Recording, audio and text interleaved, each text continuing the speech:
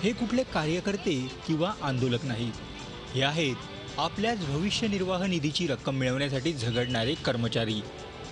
हे सर्वजण अहमदनगर जिल्ह्यातील संजीवनी ग्रामीण शिक्षण संस्थेत 1995 पासून कार्यरत होते।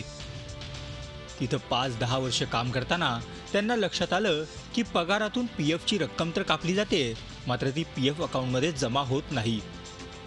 2005 मध्ये या संदर्भात त्यांनी दाद मागितली असता त्यांना नोकरीवरूनच काढून टाकण्यात आलं।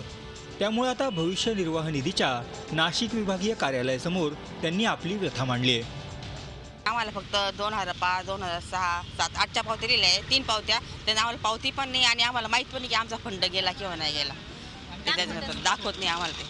त्या संस्थेचे जे प्राचार्य आहेत, हे प्राचार्याच्या काम चुकारपणामुळं हा पीएफ त्यांनी पीएफ ऑफिसला जमा केलेला नाही आमच्या कर्मचाऱ्यांचा। या संदर्भात पीएफ कार्यालयाकडे अनेकदा तक्रारी करण्यात आल्या आहेत, मात्र कारवाई धीम्या गतीनं होत असल्याचं कर्मचाऱ्यांनी म्हटलंय। सुनावणीवर सुनावणी करत कित्येक महिने उलटले, मात्र हक्काची पीएफची रक्कम काही मिळाली नाही। असं असलं तरी याबाबत लवकरात लवकर निर्णय घेऊ असं अधिकारी सांगतायत।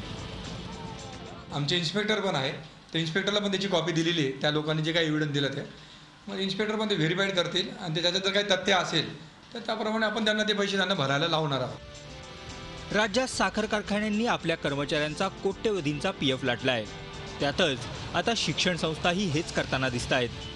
त्यामुळे केंद्र सरकारनं आता अशा फसव्या उद्योगांना कठोर शिक्षेची तरतूद केल्यास फसवणुकीला नियंत्रण मिळू शकेल। योगेश खरे, झी मीडिया, नाशिक। झी 24 तास रहा एक पाऊल पुढे।